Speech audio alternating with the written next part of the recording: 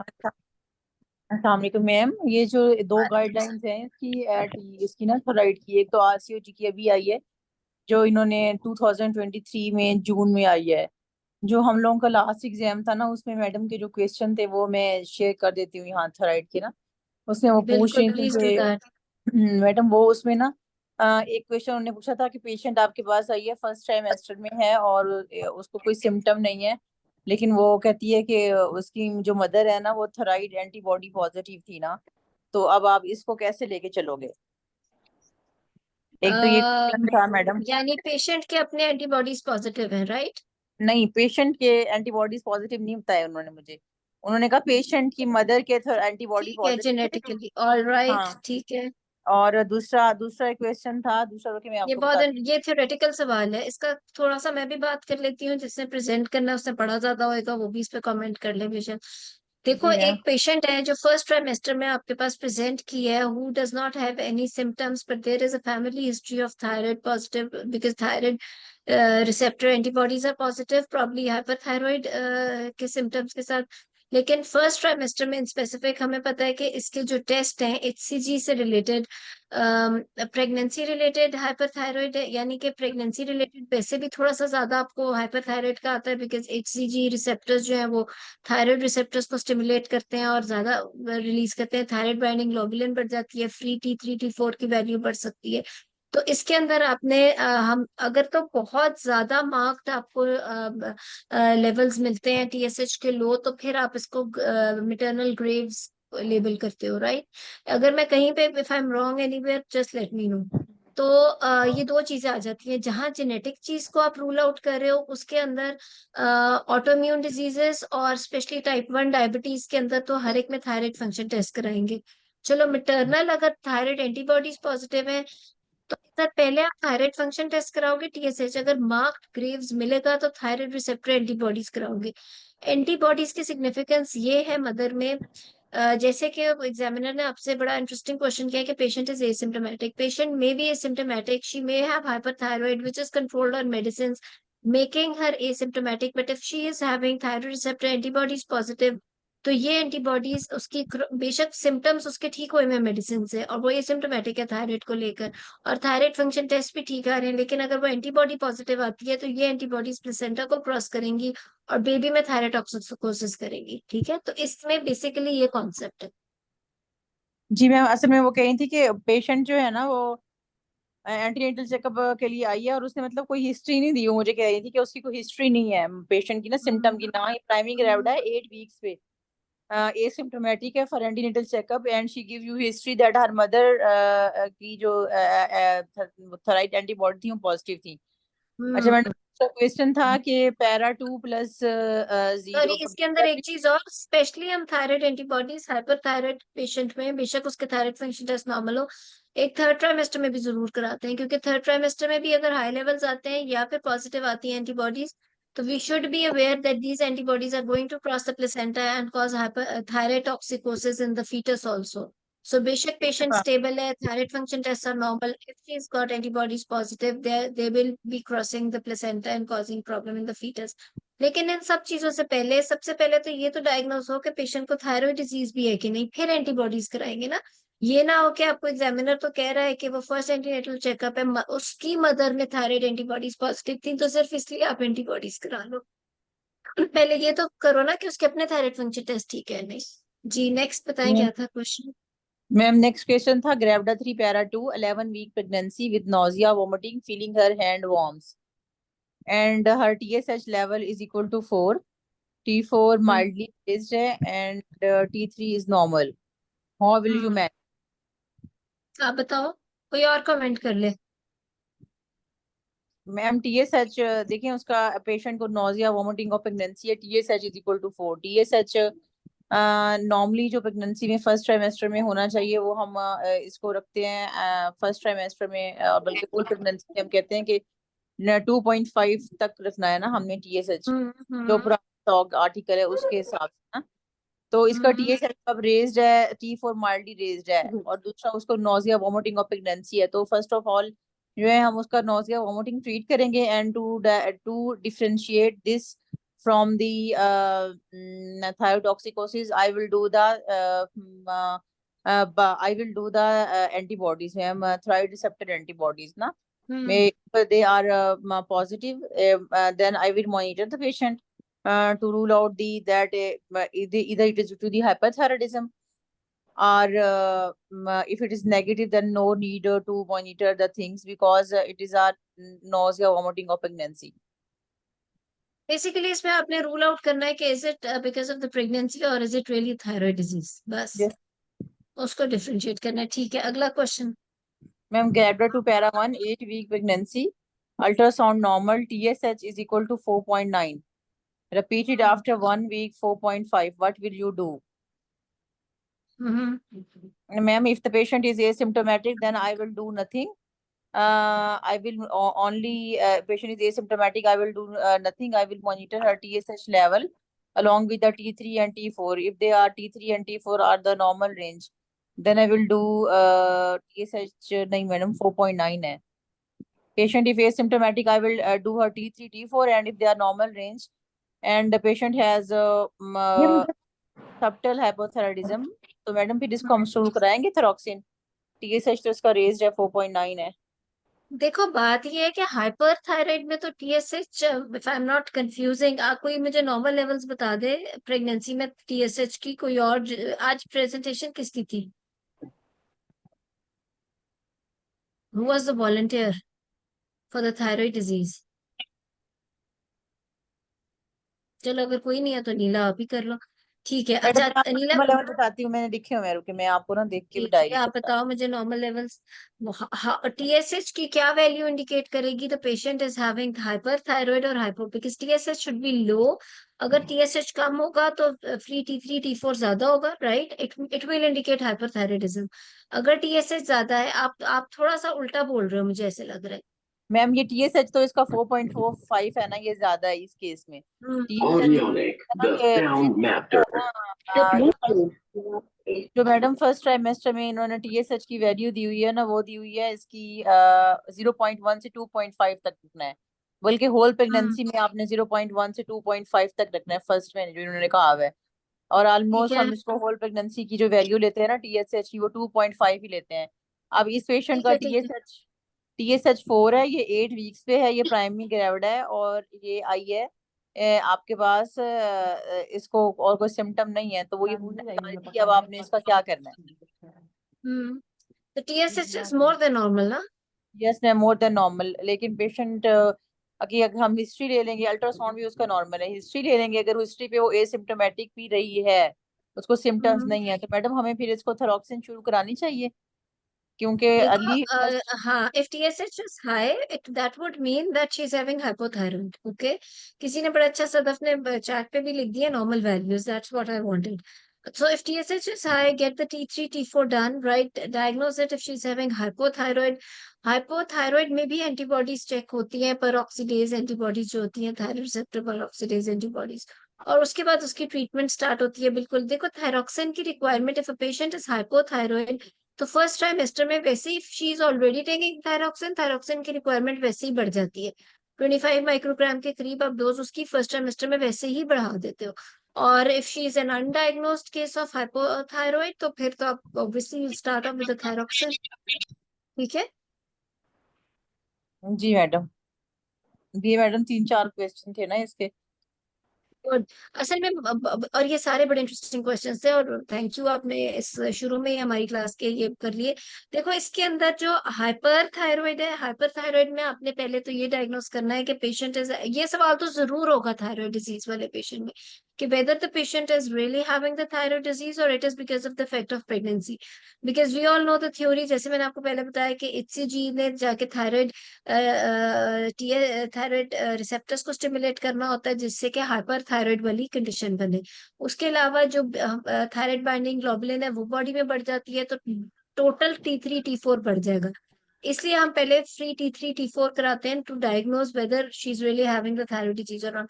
Markedly raised T3 or T4, markedly raised actually free T4 will show that she's actually having Graves' disease and is not because of the pregnancy related. She's not pregnancy induced या pregnancy related thyroid problem नहीं है, but she's actually having Graves' disease. When there is markedly raised free T4, then you check the antibody status of the patient. ठीक है. इसके अंदर जो आपने हर patient में थायराइड कराना है उसमें टाइप 1 डायबिटीज और ऑटो इम्यून वालों में, सॉरी मैं म्यूट करी, सो उन सब में आपने वैसे ही थायराइड फंक्शन टेस्ट कराने हैं. उसके अलावा जिस तरह भी नीला ने एक और क्वेश्चन किया उसमें जिसमें वो कंफ्यूज कर रहे थे रिगार्डिंग हाइपोथायराइड थायरॉक्सिन किसमें. थायरॉक्सिन तो वैसे भी एक हाइपोथायराइड अगर पेशेंट है and she is already on thyroxine, she should be started with a little higher dose of thyroxine from the start of pregnancy. और तो इस तरीके से फिर उसके बाद आपको इफेक्ट्स पता होने चाहिए पेशेंट्स का. You should know if she is having thyroid receptor antibodies positive, then the fetus is a little in danger. बेशक पेशेंट स्टेबल हो, पेशेंट शुड बी काउंसल्ड कि ये चीज है और ये आ सकता है कि बेबी के अंदर थायरोटॉक्सिकोसिस आफ्टर बर्थ. और इसी तरीके से आपने हाइपोथायराइड में you should know the which medicine you are starting and the effect of medicine on the baby, वो भी आपको और कैसे मॉनिटरिंग करनी है. Basically thyroid disease is all about that. So अभी हमारे पास 20 मिनट्स हैं थायराइड डिजीज को कवर करने के लिए इस क्लास में. तो अगर कोई प्रेजेंटर है या कोई वॉलंटियर है तो वो प्लीज बता दे. थायराइड डिजीज के लिए था कोई लास्ट टाइम किसी ने स्पेशली रिक्वेस्ट की थी एक्चुअली. नूर तो है सीए सर्विक्स के लिए, राइट. So yes. सो हाँ जी, कोई वैसे वॉलंटियर करना चाह रहे हैं. ये बहुत आसान टॉपिक है एक्चुअली बट थोड़ा सा कॉन्सेप्ट है थायराइड डिजीज के ऊपर एज सच. ये जो इन्होंने गाइडलाइन का कहा थे वही काफी होगी. उसका लिंक बेशक शेयर करते हैं ना. ठीक है. ये सारे क्वेश्चंस भी सदफ ने बीच में लिख दिए. जी किसी ने वॉलंटियर करना है तो क्विकली कर ले, नहीं तो हम पहले से सर्विक्स कर लेंगे. चैट के ऊपर बड़ी अच्छी यही सारी इंफॉर्मेशन लोगों ने शेयर की है, वो भी पढ़ लें. जी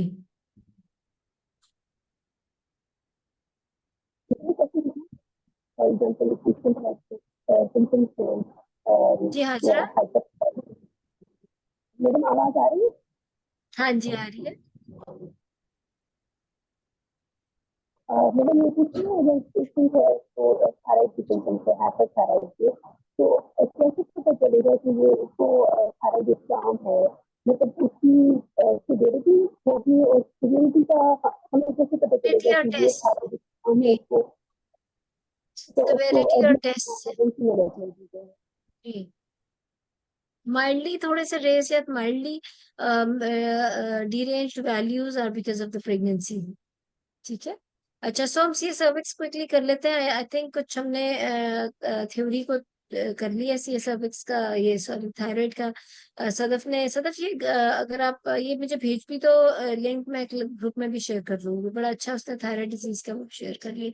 सो यस नूर का है. अस्सलाम तालिकम क्या हाल है नूर, अब ठीक है.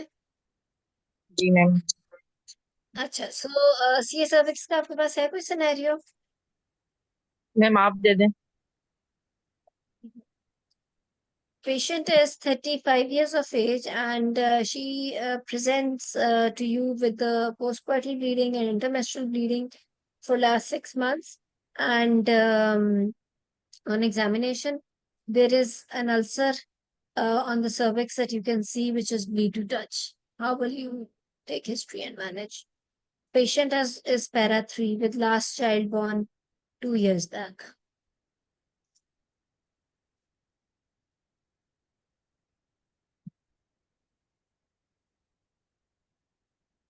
जी Yes ma'am, I read this structured discussion. Structure ही कर लेते. Yes sir. I read the scenario and I am ready for the structured discussion. After the mutual introduction, I will complete the biodata given to me. I will inquire about the name of my patient and educational status of the patient. I will inquire from our patient about the way, how long she is married and it is the first marriage of the both the partner. As she come to me with a complaint of the postcoital bleeding, so I will inquire about the duration. number of such episode, and does it occur after each age of the coitus or on and off.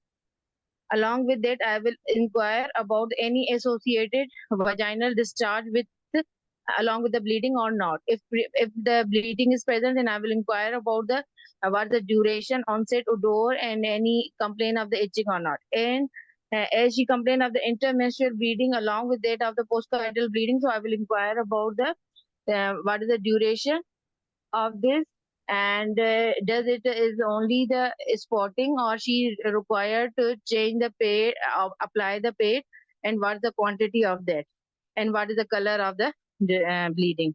After that, I will also inquire from a patient about the any complaint of the weight loss and decreased appetite, or any feeling of the lump in the abdomen, or any complaint of the frequency, urgency, any complaint of the lower abdominal pain, leg swelling, or any varicose present or not, and any complaint of the blood in the urine or stool.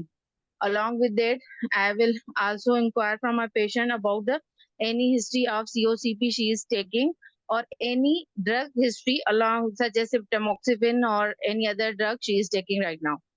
I will also inquire from a patient about the any history of the smoking, what was her age at the first coitus, any history of a multiple sexual partner in her husband, and I will inquire about the perineal lesion present or not, and when her last pap smear has been done. And after that, I will inquire the any investigation or treatment, or any any biopsy has been done or not in her in my patient. And I will inquire about the as she is a para 3+0, and what was the mode of the delivery, and I will inquire about the cycle of my patient, are regular or irregular, and any complaint of dysmenorrhea, dyspareunia. I will inquire about the past, any history of the cancer in her family, such as colon, breast, or the um, colon, breast, or ovarian cancer, and any history of the diabetes, hypertension, any history of the renal transplantation in her, and any history of smoking or drugs along with that, and any history of the sexually transmitted disease, and along with that I will inquire about the any allergy to any medication. After the examination, I will after the history, I will like to do her examination after taking the consent from my patient, and I will calculate the weight and height of my patient to calculate. I will do the weight and height of my patient to calculate the BMI, and I will do the vitals, in which I will like to know about the blood pressure, respiratory temperature of my patient. I will look for the generalized look of my patient. I will look for the pallor, cyanosis, dehydration. I will look for the thyroid. I will do the routine chest examination in my patient. After that, I will do the per abdominal examination. On per abdominal examination, first of all, I will do the inspection to look at the shape and size of the abdomen and the umbilicus, and I will look for any scar mass present and hernial orifice are intact or not. After that, I will do the superficial and the deep palpation. In superficial, I will look for the any right upper quarter tenderness or any flank tenderness present, or any deep palpation, I will look for any mass present or any visceromegaly. After that, I will do the my local examination. First of all, I will look for the any lesion present over the vulva or not. And after that, I will do the per speculum examination. On per speculum examination, I will look for the any visible lesion present over the vagina or the cervix. Along with that, I will, if there is any lesion present, then I will go for the, I will look for the what is the size, what is the site, what margins are regular or irregular, any friable mass or any necrotic tissue present or not. And if I will look for the bleeding and discharge also. And if the discharge is present, then I will also take the high vaginal swab. After that, I will do the bimanual examination, in which I will look the consistency of the cervix, and I will look for the size of the cervix and its mobility, and parametrial thickness or not. Okay. So you were good. आपने तकरीबन सारी risk factors आपने बोले, सी cervix से कुछ extra भी बातें बोली, वो बिल्कुल नहीं बोली। अच्छा, सो यस, देखो सिनेरियो से हमें काफी पता चल रहा है, because there is an ulcer on cervix जो कि सिनेरियो में दिया है, तो हमने डेफिनेटली उसका प्री मेलिग्नेंट और मेलिग्नेंट सारी चीजें रूल आउट करनी है, which you did very well. और इसको थोड़ा सा और इलेबोरेट करके, बिकॉज वी नो के एचपीवी ही 99% केसेस में कॉजेस थी। तो व्हेन यू स्टार्टेड, आपने पोस्ट कॉर्टल ब्लीडिंग, इंटरमेंस्ट्रुअल ब्लीडिंग की हिस्ट्री ले ली। इट वाज बेटर अगर आप उसकी शुरू से हिस्ट्री से शुरू करते कि प्रीवियसली क्या था, प्रीवियसली उसके साइकिल्स ठीक थे, पहले कभी कोई पोस्ट कॉर्टल ब्लीडिंग हुई या नहीं, and then you started off with it. उसके बाद सबसे पहला सवाल अगर पैप्समेयर का ही कर लेते कि पैप्समेयर स्क्रीनिंग करती रही या नहीं करती रही, नहीं की तो क्यों नहीं की। और उसके बाद आप सबसे पहले अगर मल्टीपल पार्टनर्स का, उसमें उसके हस्बैंड का पता कर लेते, और सेक्सुअली ट्रांसमिटेड डिजीजेस और स्पेशली HIV का, तो वो और भी बेहतर, बिकॉज वी शुड गो इसमें हिस्ट्री में। अगर आप हायर ज्यादा रिस्क फैक्टर से लो की तरफ जाओ तो वो ज्यादा बेहतर होता है। अब फैमिली हिस्ट्री ऑफ CA का CA सर्विक्स से कोई लेना देना खास है नहीं। जी विजया ने क्या कहना है? अस्सलाम वालेकुम मैम, मैं ये पूछना चाह रही थी कि वालेकुम इसमें हिस्ट्री में ना बहुत वो पूछा है कि सर्वाइकल मतलब सॉरी एब्डोमिनल मास और ये सारी मतलब हमने फोकस हिस्ट्री में सारी चीजें पूछनी होती हैं क्या कि मतलब चले कॉन्टिनेंस का फिर अननेसेसरी थोड़ा बहुत बातें नहीं हिस्ट्री में। करनी। देखो, इट्स नॉट ओनली दैट हमारा फोकस्ड हिस्ट्री है नहीं, इवन है भी या नहीं है। अब CA सर्विक्स के अंदर फैमिली हिस्ट्री ऑफ कॉलन का पूछना कोई लॉजिकल बनता ही नहीं था, ठीक है ना। सो ये वो शो करता है कि आपने बस एक कंप्लीट हिस्ट्री याद की हुई है ऑन्कोलॉजी की, जो आप हर पेशेंट में पूछ रहे हो। हालांकि it should not be yes. Like that. We know कि multiple partners, sexually transmitted diseases, HIV, smoking, ये सबसे पहले इंपॉर्टेंट है। उसके अलावा जो इनडायरेक्ट फैक्टर्स में इवन कॉन्ट्रासेप्शन को बहुत इंपॉर्टेंट है, मतलब एक्सेट्रा एक्सेट्रा। इंस्टेड कि आप मैथ्स और ये सब, चलो रीनल डिजीज की उन्होंने बात की, स्टेज 3 ऑनवर्ड्स रीनल डिजीज की भी बात हो जाती है, वो भी इतना लॉजिकल नहीं था। लेकिन ये चीजें आपको ज्यादा, इनसे ज्यादा जो हाई रिस्क फैक्टर से लो की तरफ आओगे ना, हैपेजेट करोगे तो कोई बात है, you covered everything, but and पे जाके पास हो गए या नहीं, वो फिर पूरे के पूरे आपके स्टेशन पे डिपेंड करेगा। इंस्टेड अगर आप बहुत ही जबरदस्त हिस्ट्री बनाना चाहो ताकि हिस्ट्री एग्जामिनेशन से पता चल जाए कि इस कैंडिडेट ने पास होना है, उसमें तो फिर आप you start with better risk factors से आप लोअर रिस्क फैक्टर्स की तरफ जाते हो, ठीक है। तो इसको थोड़ा सा, और जब भी पेशेंट ब्लीडिंग के साथ आई है, पहले आप उसकी नॉर्मल हिस्ट्री लेते हो कि नॉर्मल क्या उसका पैटर्न है, उसके बाद उसे कंपेयर करते हो विद डिजीज पैटर्न, और फिर आगे जाते हो। Examination was also good, but again it was just like शायद पास हो या ना हो। आगे मैनेजमेंट बहुत एक्स्ट्रॉर्डनरी होगी तो शायद पास हो जाओ, अगर पास की सिर्फ तैयारी करके जाएंगे तो फिर पास नहीं होंगे। We have to prepare for at least 70%, फिर कहीं जाके 60% आते हैं, वी ऑल नो दैट। तो उसके अंदर through out it was okay, but जब आप, अब जो पूरा आपका था ना एग्जामिनेशन, उसमें मैंने सिर्फ एक एग्जामिनेशन सुनने के लिए मेरे जो है ना कान खड़े हुए थे, which was description of the ulcer. वो डिस्क्रिप्शन ऐसी होनी चाहिए कि डायग्नोसिस उठा के वहीं एग्जामिनर के सामने रख दो कि ये CA ही है, या ये CA नहीं है, हो ही नहीं सकता, ये एक्टोपी है या नहीं है, या एक्सेट्रा। वो जो आपकी डिस्क्रिप्शन है ना, वो आपकी सारी थ्योरी, एनाटॉमी, फिजियोलॉजी, आपके कॉन्सेप्ट को एक्सप्लेन कर देगी जब आप सर्विक्स की डिस्क्रिप्शन दोगे एग्जामिनर को। Because when you are examining cervix patient के अंदर in the examiner also stands up and wants to look at the cervix ताकि वो सुने आपको कि आपने उसको कैसे explain किया है।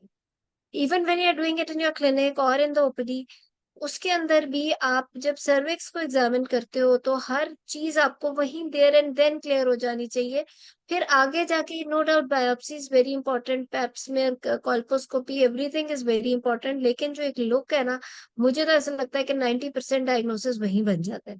उस चीज को आपने एक्सप्लेन करना है। सिनेरियो आपको इस किस्म का सामने रखा कि because there is an ulcer on cervix, definitely we want to discuss about C cervix.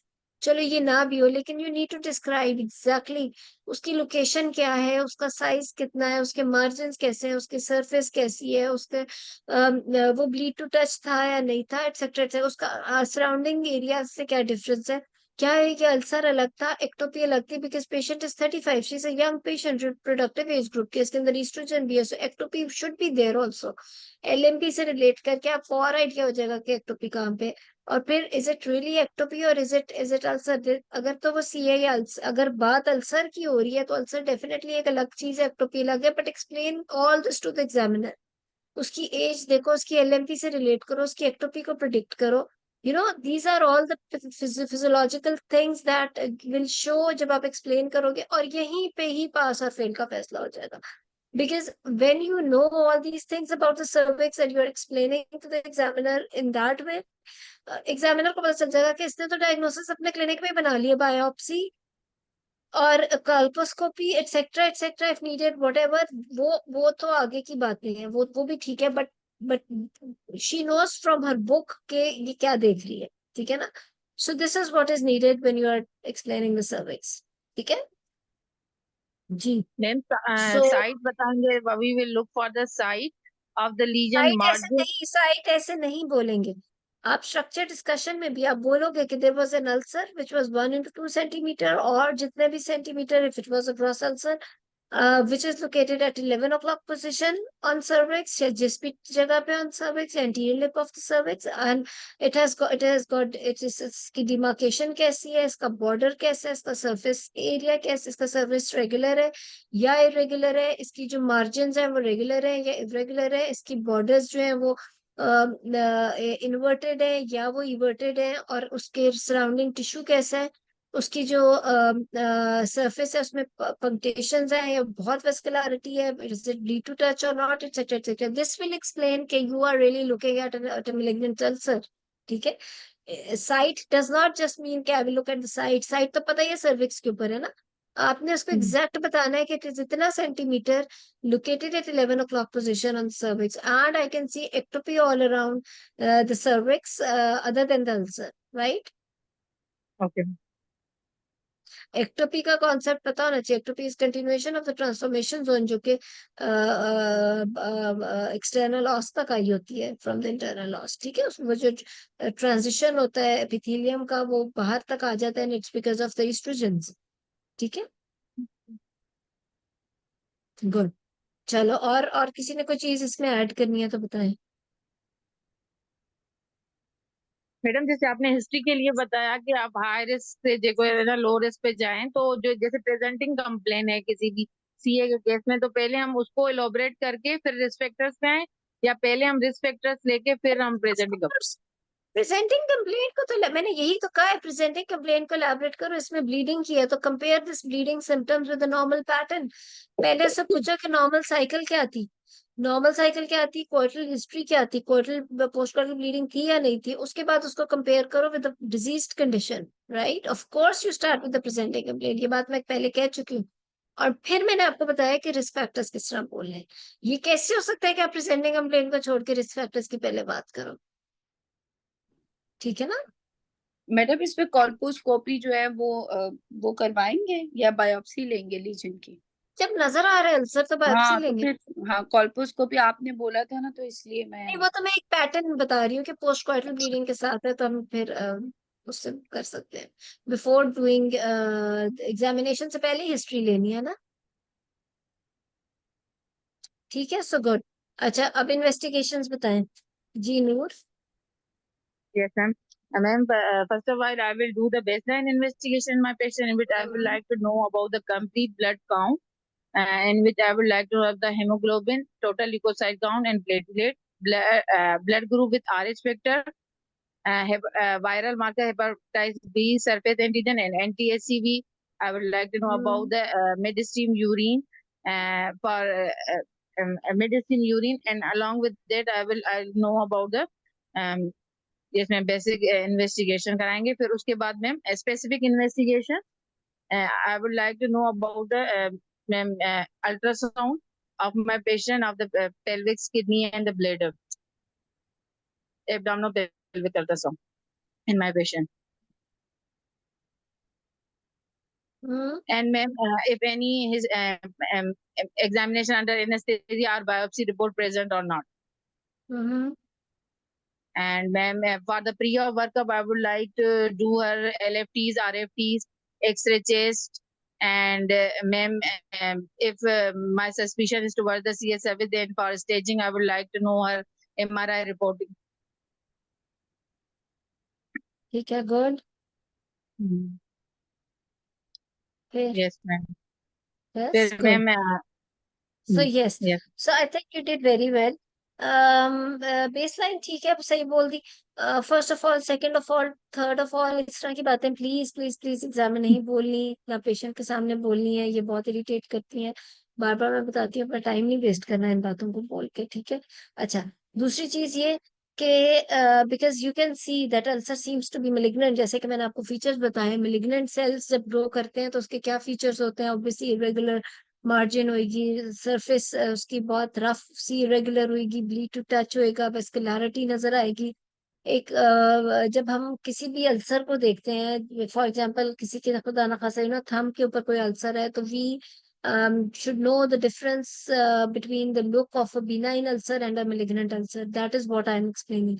When you have done the examination and you think that it is a malignant ulcer, and you have a plan to take her for the biopsy, so it's not only the biopsy which will, असल में वो EUA and biopsy होगा, वो staging भी होगी साथ में। staging से पहले जैसे नूर ने हमें कहा कि हमें MRI, because it's a part of the staging, so आप ये बात बोलो, because it seems to be a malignant ulcer, that is why I'm getting the MRI done, I'm getting the KUB done, etc etc, because EUA biopsy एक last step of staging है।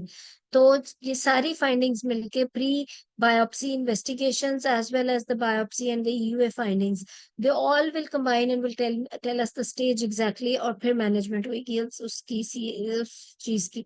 So इस वजह से, so when you are asking for the investigations in a case in whom you are suspecting CA, तो आप बोल दो कि for the staging I want MRI, KUB और वो सारा कुछ। So the rest I think you did well। और किसी और ने कोई इन्वेस्टिगेशन ऐड करनी है? अस्सलाम वालेकुम मैडम। वालेकुम जी। मैडम अगर इधर अल्सर नहीं होता और हम कोल्पोस्कोपी पे मतलब बायोप्सी लेते और उसमें इन्वेजिव आ जाता, तो पहले हम सारी इन्वेस्टिगेशन करवा के फिर उसका ईयूए करते, या पहले हम ईयूए की तरफ? देखो, बात ये है कि बिकॉज पैप्समेयर में कोई सस्पेशन था तो कॉल्पोस्कोपी हुई, यानी कि ग्रॉस लेजन नहीं था, देखने में नजर नहीं आया, इसलिए कॉल्पोस्कोपी की। बायोप्सी में अगर उसका आ गया है तो उसके बाद आप उसको MRI करा सकते हो, और उसके बिकॉज बायोप्सी के ऊपर आ चुका है, आपने MRI और स्टेजिंग प्री ऑपरेटिवली कर ली। जो आपने कॉल्पोस्कोपी एंड बायोप्सी की थी उसके अंदर भी आपने एक दफा देख लिया ना कि इंट्रा ऑपरेटिवली के कहाँ तक गया हुआ है, वेजाइनल वॉल्स में कुछ ऑब्वियसली नहीं है, तो ग्रॉस नहीं है, इट्स माइक्रोस्कोपिक। तो फिर जो आपके पास इन्वेस्टिगेशंस अवेलेबल हैं from the colposcopic biopsy, MRI and etcetera, उससे आपने स्टेजिंग करके you can treat the disease. वो तो फिर आप लेट्स या जो भी आपका होगा उससे भी आप ट्रीट कर सकते हो, राइट? अस्सलाम वालेकुम मैम। वालेकुम सलाम जी, सादिया। मैम इसमें पहले हम ultrasound and then EUA and then MRI, उसके बाद हम एमआरआई पे जाएंगे या उससे पहले एमआरआई पे जाएंगे?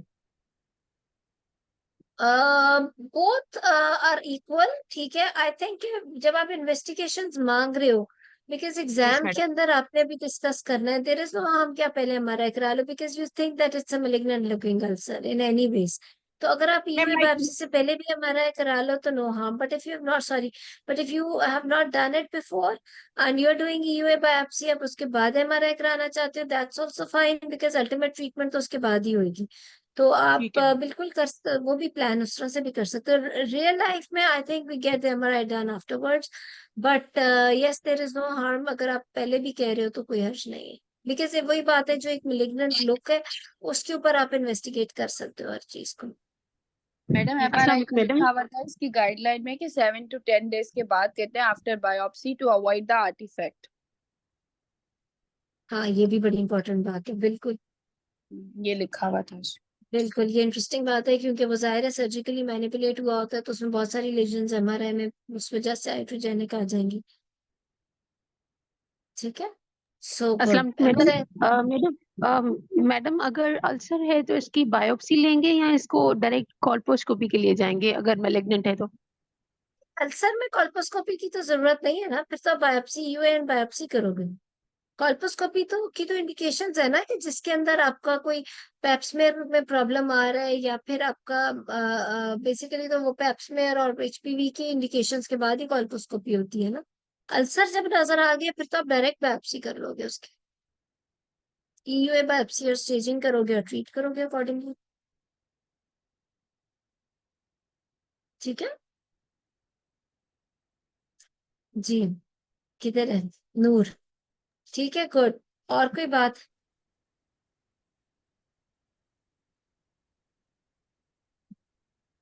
ठीक है, चलो। सो जी Noor, then what next you will do?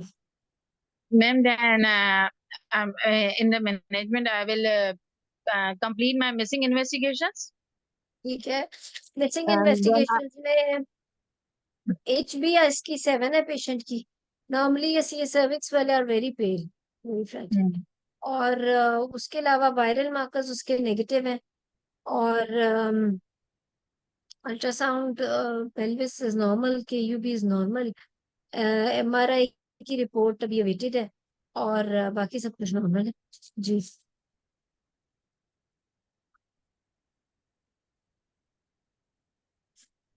yes, ma'am. Hello. After the completing my investigation, I will empathetically approach towards my patient.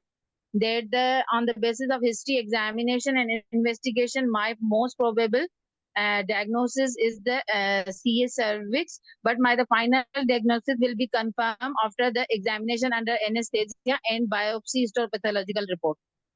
And meanwhile, I will counsel my patient regarding this procedure, and I will build up the pre-op hemoglobin of my patient, and also I will arrange the blood product, because it's in the CA cervix there are chances of bleeding intraoperatively also. So I will optimize the condition of my patient, and I will take the consent from the patient, and I will tell about the pros and cons of the procedure, about the exam, and I will tell about the procedure about the examination under anesthesia, and about the clinical staging and biopsy. Then, ठीक है। ma'am, we will. Yes, ma'am. अच्छा, how will you build up HB और क्या blood products arrange करेंगे? Ma'am, जैसे कि patient की HB आपने 7 बताई है, तो वही आई थिंक प्री ऑफ हम इसको 2 ट्रांसफ्यूज करेंगे before the procedure, and ma'am इसका हम 1 पेक्सेल बिफोर द मतलब प्रोसीजर अरेंज करके भी रखेंगे। ठीक है। मैम, अच्छा देखो, मेरी बात सुनो। सबसे पहले you said I will approach her empathetically etcetera. अभी तो डायग्नोसिस नहीं बना, अभी बहुत ज्यादा दुख और अफसोस की भी कोई बात नहीं। सो आपने yes, you will tell her that probably it may be that's why I want to do the biopsy, because I have to rule out definitively if it is C or not, and at the same time I have to do EUA etc to do the staging। ठीक है, तो आपने but इसके अंदर एक बहुत important बात मैंने HB7 बताई है, बिकॉज दीज अल्सर्स और दी CA सर्विक्स के ulcers can lead to death. इतनी ब्लीडिंग होती है इनमें अगर ये छिड़ जाए। इवन अगर किसी में आपको अल्सर नजर आ जाए, फॉर एग्जांपल आप वार्ड में जा रहे हो अपनी इसकी प्रैक्टिस के लिए और तैयारी के लिए, एंड इफ यू थिंक कहीं पे आपने PS किया और सर्विक्स मिल गया, इवन CA सर्विक्स का नोन केस भी वार्ड में है, तो I would not say do PV again and again, और डू बार बार उसको छेड़ो या वो करो, because she can lead to death because of that. Simple as that. Even exam में भी अगर ऐसा कोई पेशेंट रखेंगे तो they are very careful, because अगर ऐसा पेशेंट का अल्सर छिड़ जाए तो फिर कोई चीज उसकी ब्लीडिंग को नहीं रोक सकती। If you keep on doing packings at times, वो इतना ब्लीड कर जाता है कि वो पैकिंग से भी नहीं रुकता, और इसमें फिर कई दफा आपको इमीडिएट रेडियोथेरेपी करनी पड़ती है ताकि वो ब्लीडिंग तो रुके ना, पहले फिर कुछ किया जाए। तो आप CA सर्विक्स को छेड़ते हुए बहुत डरते हो। You really need to take a very serious consult when you taking patient for the biopsy for any such type of ulcer. Secondly, 7HB is very, very less for taking biopsy of a patient who is suspected CA cervix. आपका चलो आपने 2 पैक्सा लगा के जो भी अपने 9 तो उसकी HB कर दी, but keep 2 or 3 blood in hand, she may bleed very heavily. मतलब उस टाइम पे बायोप्सी में तो जाहिर है छेड़ना ही है ना अपने सर को, इस वजह से। और तो ये तैयारी आपने रखनी है, बाकी चीजें were all right. And how will you do the biopsy and EUA, वो कैसे होगा? ma'am, I will shift the patient into the OT, and after I will analyze on with the anesthetist. I will start the first of all after the anesthesia, I will visualize the cervix, Then after that, I will do the bimanual examination to confirm my finding, and I will clinically state the disease, any parametrial involvement or not, any pelvic side wall involvement or not. And after that, I will also do the parectal. I will do the parectal to see the rectal mucosa mobility. And along with that, I will take the multiple biopsies, punch biopsies from the lesion. And I will also, as my patient will complain of the intermenstrual bleeding, so I will also take the endometrial biopsy along with it. ठीक है, ये जो पर rectal आपने बोला, there was no harm कि when you were doing examination in your OPD और clinic और एग्जाम में भी, तो जब आपको सर्विक्स में अल्सर मिल गया और आपको सस्पिशन हो रही है कि मैलिग्नेंट है, तो पीआर तो हम उस वक्त भी कर लेंगे, ठीक है। PR is a part of examination in CS suspected CS cervix. Colonoscopy अलबत्ता आप कर सकते हो थोड़ी सी, या फिर वो जो सिर्फ रेक्टम का जो विजुलाइज करने के लिए म्यूकोजा, वो हम देख सकते हैं। Sometimes people say that cystoscopy is part of evaluation of CS cervix, वो आप देख सकते हो। और जब आपने कहा कि look at the ulcer again, see वो सारे फीचर्स दोबारा बोलो जो कि हम अंडर एनेस्थीसिया फिर से देखेंगे उस अल्सर के। वजाइनल वॉल्स की involvement, is the ulcer localised to the cervix only या इसका कोई स्प्रेड इधर उधर जा रहा है। तो बिकॉज इसमें हमने कंप्लीट स्टेजिंग करनी है, जो जो ग्रॉस चीजें हम देख सकते हैं, बाकी चीजें हमें एमआरआई या if you have PET scan also तो वो करा सकते हैं, वो मैं बताएगा later on, lymph node status और हर चीज। लेकिन जो हम ईयूए में सब कुछ देख सकते हैं, उसके अंदर रेक्टल म्यूकोजा है, उसके अंदर सिस्टोस्कोपी है, उसके अंदर अल्सर सेल्फ है, अल्सर की सारे फीचर्स, सर्विक्स की एक्सटेंशन है या वजाइनल वॉल्स की या वो सारा, तो वो इवन यूरेथ्रा, यू आपने हर चीज पे कमेंट करना है बिकॉज आपने इसकी स्टेजिंग करनी है, ठीक है। और फिर जब सब रिपोर्टें आ जाएंगी तो फिर पेशेंट और अटेंडेंट्स के साथ मीटिंग करनी है, यानी कि after the biopsy report is there, your EUA findings are there and your MRI, और if you think that you need to get the PET scan done also if the facility is available, तो ये सारी चीजों की जब reports आ जाएंगी तो फिर आप बैठ के उन फैमिली के साथ फिर आप डिस्कस करोगे, ठीक है। मैडम एक क्वेश्चन था जी मैम, इसमें हम पंच बायोप्सी ही लेते हैं ना, क्योंकि कहीं पे देखो, लिखा इसमें हुआ है एक्सेजनल बायोप्सी तो होएगी नहीं, किसी ने बीच में पूछा भी हुआ है, क्योंकि अल्सर है और ऑब्वियसली पूरा का पूरा अल्सर एक्सरसाइज करने का फायदा नहीं है, because if it comes out to be CA तो फिर आप स्टेज पहले तो देखोगे ना कौन सी है। फिर excision of the ulcer is not a treatment of CA cervix anyway, except कि वो कोई माइक्रोस्कोपिक है या कोई लेट सिट हो सकता है एक्सेट्रा, या फिर उसमें भी कोन बायोप्सी होती है। तो अल्सर की पंच बायोप्सी नॉर्मल और एबनॉर्मल टिश्यू से, या थोड़ा सा इंसिजनल बायोप्सी भी कह सकते हो कि जिसमें आप एक प्रॉपर टिश्यू लोगे जिसमें नॉर्मल सराउंडिंग एरिया भी आ जाए थोड़ा, और उसका अल्सर का बकायदा पार्ट भी आ जाए, या मल्टीपल जगहों से पंच बायोप्सीज। लेकिन आप एक इंसिजनल बायोप्सी भी ले लो तो वो काफी होगी, because it's going to bleed heavily, so बहुत ज्यादा छेड़ने की भी जरूरत नहीं है, ठीक है। ओके। सो इसके अंदर किसी ने और कोई चीज ऐड करनी है? एक्सक्यूज मी मैम, जी साथिया। अगर अल्ट्रासाउंड पे इन्वॉल्वमेंट है किडनी की या पेशेंट को कंप्लेंट है, यूरिनरी कंप्लेंट, तब हम सिस्टोस्कोपी भी करेंगे साथ? सिस्टोस्कोपी तो वैसे ही मैंने कहा है, अगर आप रेक्टम को देख रहे हो तो फिर आप ब्लैडर को भी देखोगे, right. Cystoscopy is not a big thing, वो तो आप कर भी लोगे उसी वक्त। और उसके बाद आप जो कह रहे हो कि देखो जो अल्ट्रासाउंड के ऊपर आएगा ना, अगर किडनी की इन्वॉल्वमेंट तो हमें पता है स्टेज 3 में जाके होती है रीनल इन्वॉल्वमेंट, और वो होती क्या है वो हमें पता है आरएफटी से। वो तो यस। कुछ और उसको होना है, कोई स्टोन होना है, कोई और किडनी का होना है, कुछ और होगा उसमें, जैसे कुछ थोड़ा बहुत आ गया होगा, सो अब वो भी आप रूल आउट करोगे कि ऐसे तो नहीं किडनी इन्वॉल्वमेंट डिक्लेयर हो जाएगी ना। किडनी की तो इन्वॉल्वमेंट वाली बात तो फिर बहुत ही बड़ी बात है, case of stage 3 C cervix, उसमें तो फिर बहुत ही और कुछ नजर आपको क्लिनिक पे आ जाएगा, तो वो चीज फिर आप देख के करोगे, मैम ठीक है। मतलब जब हम ईयूए करेंगे हम सिस्टोस्कोपी एंड प्रोक्टोस्कोपी करेंगे?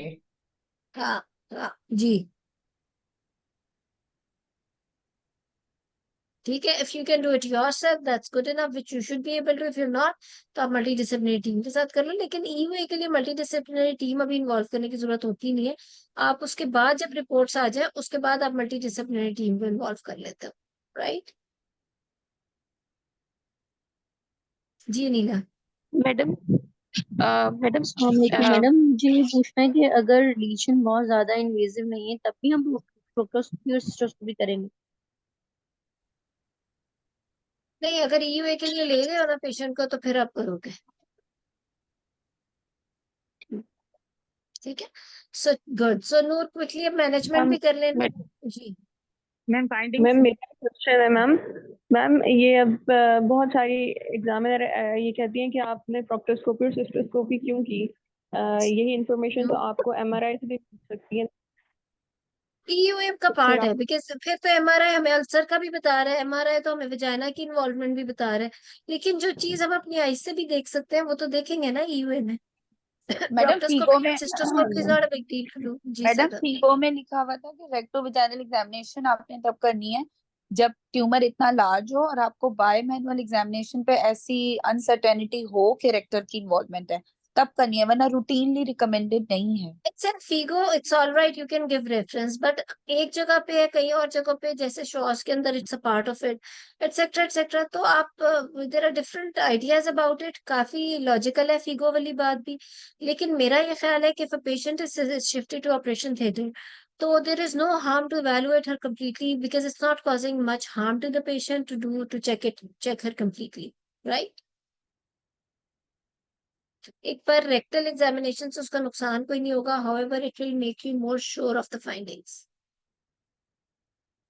मैडम आपने जो अल्सर की बात की है उसमें आपने एक बात कही थी, इन्वर्टेड मार्जिन्स और एवर्टेड मार्जिन्स, वो क्या डिफरेंशिएट करती हैं? किस तरह डिफरेंशिएट होगा कि ये मैलिग्नेंट है?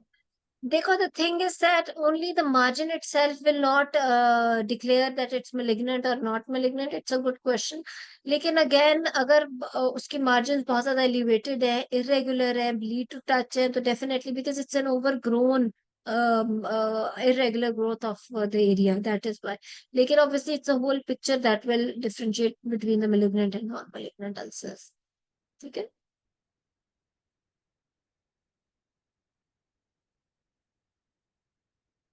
जी। सो नूर क्विकली बाकी जो मैनेजमेंट है सी सर्विक्स की, इट्स ऑल थ्योरेटिकल, वो हमें क्विकली नूर बताएगी। जी नूर। मैम फाइंडिंग्स फाइंडिंग्स का अपने ना खुद ही से बोलते रहने, try to make it as easy for you as possible. आपने उसको स्टेज 1 नहीं बनाना है और ट्रीट करते जाना है, लेकिन एग्जामिनर अगर खुद आपसे कहे कि ये फाइंडिंग्स है, आप क्विकली हमें पूरे सी सर्विक्स के बता दो। अगर स्टेज 1 है तो उसमें थोड़ा सा क्विकली मैं बता देती हूँ। इसके अंदर इंपॉर्टेंट बात ये होती है कि यू नीड टू नो कि लिम्फोवैस्कुलर इन्वॉल्वमेंट है या नहीं है। स्टेज 1A1 में वी नो कि इट्स मिनिमल इन्वॉल्वमेंट होता है, less than 1% lymph node involvement. तो आप उसको कोन बायोप्सी और कंजर्वेटिव मैनेजमेंट से भी कर सकते हो। किसी ने बहुत अच्छी बात बीच में चैट में लिखी थी कि विशेस फॉर फर्टिलिटी विशेस जाहिर है, because I said she is para 3 already. If someone has children तो फिर फर्दर फर्टिलिटी विशेस उसको इनकरेज करनी ही नहीं चाहिए। उससे बेहतर है कि उसकी कंप्लीट मैनेजमेंट ही हो जाए। अगर किसी का बहुत ही ज्यादा होता है कि तो फिर हम उसको देख सकते हैं, because she is a young patient. However अगर किसी की बहुत स्ट्रॉन्ग फर्टिलिटी विशेस है तो फिर आप उसको कंजर्वेटिव सर्विक्स उसकी कंजर्वेटिव यूट्रस के बचाने वाली सर्जरीज कर लोगे। हाउएवर अगर आगे आगे की स्टेज है वो हमें नूर बताएगी कि तो फिर किस तरह करेंगे। जी नूर। Yes, ma'am. First of all, I will counsel my patient and his family empathetically about the diagnosis of the disease and diagnosis of the disease. And after that, my approach toward the patient will be the multidisciplinary, in which I will involve the gynecologist, oncologist, radiologist, and surgical oncologist, urologist, and ma'am clinical psychologist. And my aim of the management is to care the disease and improve the symptoms of my patient and improve the quality of life of my patient. And I will again tell the course and nature of the disease, and I will need her that she need in a hospitalization and need for surgery. Along with that, lifelong follow-up. I will tell my patient about the survival and its prognosis and its recurrence rate, and according to the histological grade of my patient. Very good. ठीक है, सो अगर आप quickly stage 1A B करके हमें बता दो तो फिर जल्दी से रिवाइज हो जाएगा सबका। Then if it's stage 1, in 1 there is the 1A1 and 1A2, and 1B1, 1B2, 1B3. Ma'am, the main treatment of the 1A1 is the simple hysterectomy if there are no fertility wishes, and if there are less lymphovascular involvement, so lymphadenectomy is not necessary in the 1A1. Ma'am, in 1A2 we usually do the modified radical hysterectomy in this patient. And in 1B1 and 1B2, there's a usually radical hysterectomy we usually perform along with pelvic lymph node dissection. And ma'am, in 1B3 and 2A1, if the lesion is in this, there the lesion is greater than 4. If the patient, we can also perform surgery in this, but it will increase the mortality. So most we usually manage by the concurrent chemoradiation. मैं उसके बाद जो सारी मतलब वो stages हैं with Stages हैं। Concurrent कीमोरेडिएशंस। बिल्कुल ठीक है, बिल्कुल ठीक सही है। और फिर आपको थोड़ा सा कीमो रेडिएशन का ब्रैकीथेरेपी है क्या है, उसके साइड इफेक्ट्स किस एरिया में देना है, वो सब पता होना चाहिए। और सर्जरीज में बहुत इंपॉर्टेंट जो पता होना चाहिए आपको, ट्रेकेलेक्टमी का पता होना चाहिए आपको, simple hysterectomy, modified radical, radical hysterectomy का आइडिया होना चाहिए। तो वो सब जी। बाय। किसी ने क्या लेप्रोस्कोपिक रूट से हमने करना है पेल्विक लिम्फ नोड्स का, तो लेप्रोस्कोपिक रूट से अगर पेल्विक लिम्फ नोड्स पता कर रहे हो तो उसी वक्त सर्जरी भी कर लो। सेंटिनल लिम्फ नोड बायोप्सी का कॉन्सेप्ट है विच कैन बी डन लेप्रोस्कोपिकली। उसके अलावा आप लेकिन of course before going for the surgery अगर आपको clarity about the lymph nodes तो वो फिर आपका ज्यादा बेहतर हो जाएगा। ठीक है, गुड। सदा बड़ी अच्छी कीमोथेरेपी बता रही है हमें। मैं ठीक है, सो गुड। किसी ने कहा एक्टोपी का कॉन्सेप्ट बता दें, बता दो जल्दी से, कोई और बता दें। एक्टोपी का कॉन्सेप्ट कुछ नहीं होता, ये फिजियोलॉजी है बेसिकली। उसमें ये होता है जो ट्रांजिशनल जोन होता है ना, अगर आपकी ट्रांजिशनल जोन के अंदर जो एपिथेलियम चेंज होता है which is transition of the epithelium, बाहर आपका स्ट्रेटिफाइड कोलमनर है, अंदर आपका कौन सा वाला है एपिथेलियम, स्क्वेमस। स्ट्रेटिफाइड कोलमनर अंदर बाहर है, और अंदर वाला एपिथेलियम कौन सा है? मैडम अंदर कॉलमनर और बाहर स्क्वायमस होता है। स्क्वेमस, सॉरी मैं उल्टा बोल रही हूँ। अंदर कोलमनर है, बाहर आपका स्ट्रेटिफाइड कोलमनर ये है, स्क्वेमस है, राइट। तो होता ही है कि when someone has got more estrogen on in the body, for example in pregnancy and reproductive age group, the columnar epithelium comes out of the transitional zone, यानी कि वो आपके एक्सटर्नल एरिया में आ जाता है ओवर द, या it replaces the squamous epithelium, right। तो वो जो columnar epithelium जब बाहर आ जाता है तो वो आपको पिंक या रेड नजर आता है all along the transitional zone और external os तक। ठीक है, एक्सटर्नल एक्सट्रोसर्विक्स तक आपको वो columnar epithelium pink pink red red नजर आता है। इसकी निशानी ये एग्जामिन करते हुए कि जो पिंक एरिया नजर आ रहा है, it is continuation with it is in continuation with the transitional zone, then it means that it's that columnar epithelium जो अंदर से बाहर आ गई है। It is called cervical ectopy which is a normal thing, which is a physiological thing. आप अगर किसी कभी जरूरत पड़ जाए प्रेग्नेंट पेशेंट के अंदर पीएस करने की, तो अगर आप सर्विक्स को तो देखो तो you will see pink area all around the cervix which will be in continuation with the transitional zone, which shows that the अंदर वाली epithelium has come out because of the effect of estrogen। Estrogen, hyper estrogen की जो भी conditions होती हैं body में उसमें वो बाहर आ जाता है। और इसलिए कोई भी अगर आपको पिंक एरिया नजर आए, बेशक लोकलाइज भी है, नॉर्मली तो ये ऑल अराउंड नजर आता है, लेकिन अगर लोकलाइज या कोई एक एरिया में ज्यादा भी नजर आता है तो you always see in speculum examination कि क्या ये in continuation with the transitional zone है। If it is in continuation with the transitional zone, then that would mean that it's a cervical ectopy and it's not a pathology। जी Sadia, last question जी। Madam Sadia एक question पूछना है। या जी। Hello. हाँ जी जी हाँ जी madam madam जब हम एग्जामिनेशन करते हैं तो हम सर्विक्स देख लेते हैं, अपर वजाना लोअर वजाना का भी हमें आइडिया हो जाता है। जहाँ तक पैरामीट्रियम की बात है तो पैरामीट्रियल इन्वॉल्वमेंट जो है वो हमें थोड़ी समझ नहीं आती, उसका थोड़ा-सा हमें आइडिया MRI दे दें ताकि हमारी एग्जामिनेशन अंडर एनेस्थीसिया पूरी हो जाए कि पैरामीट्रियम हमने देखा है। पैरामीट्रियम तो आपका ऊपर जाके है ना, वो तो आपको ईयूए और नीचे बायोप्सी से नजर नहीं आएगा, वो तो MRI इसीलिए तो करा रहे हो मैडम, मैडम है वो मतलब ना। फिर भी फाइंडिंग फोनेसाइज में फिक्सिटी एनेस्थीसिया हो, का। अगर फोनेसाइज हाँ में वो फिक्सिटी पीवी हो के तो ऊपर वहां से एग्जैक्टली अंदाजा हो सकता है। अंदाजा तो हो जाएगा ऑब्वियसली, लेकिन असल तो फिर MRI भी आपको बता देगा ना। यानी इतनी ज्यादा इन्वॉल्वमेंट है कि आपको पीवी पे बायमैनुअल पे फोरेंसिस में प्रॉब्लम नजर आ रही है, तो फिर तो आपको वो पता लग ही जाए, वो उस पर भी पता लगेगा, ठीक है। लेकिन कंफर्मेशन वाला तो आपको MRI भी बताएगा उसकी इन्वॉल्वमेंट। मैडम जी साथी, जी नूर।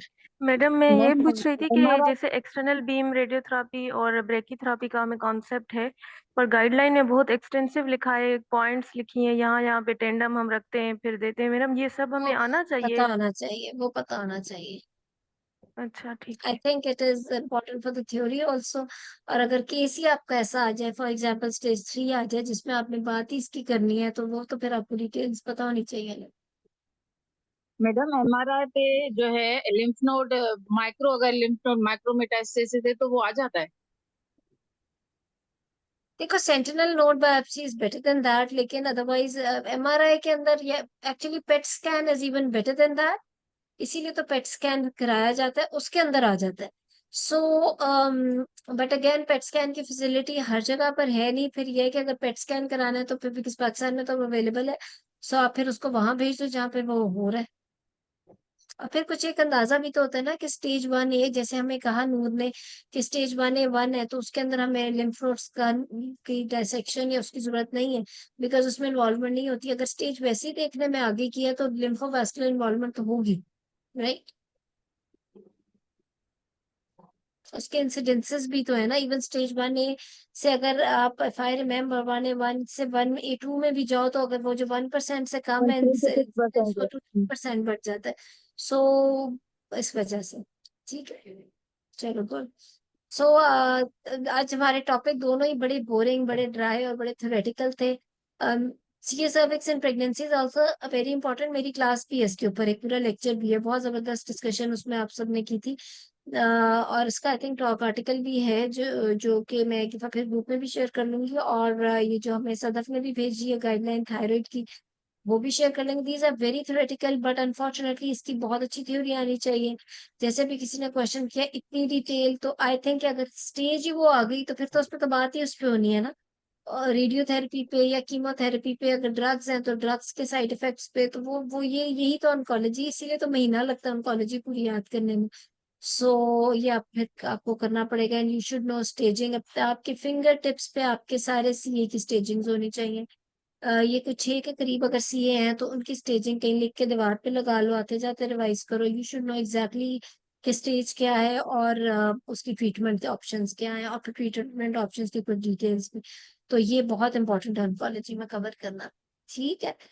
सो इंशाल्लाह फिर हम नेक्स्ट टाइम मिलते हैं फिर। एंड आई होप कि जो वॉलंटियर्स होते हैं वो जो बड़ी जोश में वॉलंटियर कर देते हैं, but when they are not here तो कवर तो हो जाता है टॉपिक, बट अगेन अगर वो तो इट्स एन अपॉर्चुनिटी, अगर वॉलंटियर है तो वो उस अपॉर्चुनिटी को वेल करेंगे। जितने लोग मैसेजेस कर रहे होते हैं, but when there is a booking done, तो फिर मैं अगले की डेट उनको देती हूँ। तो इसलिए आप प्लीज टाइम से आ जाया करो when you have volunteered for the class, ठीक है। Excuse me madam. जी, अस्सलाम वालेकुम। अस्सलाम वालेकुम। वालेकुम अ, सलाम। जी जी मैडम मुझे ये कि जो थायराइड का आपने सिनेरियो बताया था उस वक्त, जो शुरू में स्टार्टिंग में, उसमें जो थर्ड सिनेरियो था कि एक पेशेंट एसिम्प्टोमेटिक आई है 8 वीक्स हाँ। गेस्टेशन पर एंटीनेटल चेकअप के लिए। उसकी मदर की हिस्ट्री है कि वो हाइपोथायराइड है, तो पेशेंट में तो कोई सिम्टम नहीं है, तो क्या हम उसका टीएसएच अभी करवाएंगे?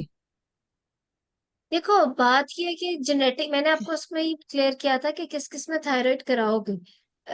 Yes, autoimmune diseases, type 1 diabetes में, and if they have specifically mention that antibodies are positive, which means कि genetically she can also be positive. बेशक she is asymptomatic, there is no harm in getting the thyroid function test or at least TSH done, ठीक है ना। तो वो कराने में कोई हर्ज है नहीं, क्योंकि उन्होंने स्पेसिफिकली मेंशन किया है। और अगर TSH या उसमें बहुत ज्यादा आपको ऑब्वियस हो रहा है, she is a case of thyroid disease own, because patient may be asymptomatic, she may be asymptomatic with the medicine also, right? अच्छा मैम, एक और चीज, लास्ट क्वेश्चन है मेरा ये कि मैम अगर एक पेशेंट जो है वो थायरॉक्सिन पर नहीं है, या मतलब वो डायग्नोज नहीं है हाइपोथायराइडिज्म, उसको डायग्नोज नहीं है, वो हमारे पास आ रही है, जैसे कि फर्स्ट सिनेरियो में है कि पेशेंट को सिर्फ नोजिया वॉमिटिंग की कंप्लेन है और वो कह रही है कि I am feeling warm hands ना, सिर्फ उसकी वार्म हैंड की कंप्लेन है, और उसका TSH उन्होंने बताया है कि वो 4 है और T4 जो है वो उसका माइल्डली रेज्ड है। तो मैम इसमें पेशेंट की कोई हिस्ट्री हाइपोथायराइडिज्म की नहीं है, वो हमारे पास एंटीनेटल विजिट पे आई है, उसका TSH 4 आ रहा है और T4 माइल्डली रेज्ड है। तो 4 तो मैम TSH नॉर्मल है ना, हम अभी उसको क्या थायरॉक्सिन 2.4 It's से a 4 है very ना mild, normal, yes, you can monitor her also, इसको right? सिर्फ मॉनिटर करेंगे ना, इसको हम थायरॉक्सिन तो नहीं देंगे ना अभी। हाइपोथायराइड में TSH शुड बी लो, आप तो हाई बोल रहे हो। मैम हाइपोथायराइडिज्म में TSH 4 नॉर्मल है ना मैम। अच्छा 4, ठीक है सर। ठीक, हाँ अच्छा, आपने T4 ज्यादा बोला था, ठीक है। नहीं, T4 it mildly is, raised. Yes, ऊपर से T4 भी माइल्डली रेज्ड है, मतलब ये हाइपोथायराइड तो फिर ना हुआ ना, क्योंकि TSH भी ज्यादा आ रहा है और T4 भी उल्टा ज्यादा की तरफ आ रहा है। और द थिंग इज के अगर TSH आपका बहुत ज्यादा नहीं है, एक्चुअली इसलिए कंफ्यूजन हो रही है कि फर्स्ट ट्राइमेस्टर में हमने कहा 2.5 तक रखे, so we can monitor her also, will right? Monitor her. Thank you ma'am, thank you. चलिए, ओके जी, तो आप इंशाल्लाह नेक्स्ट टाइम फिर हम मिलते हैं और हम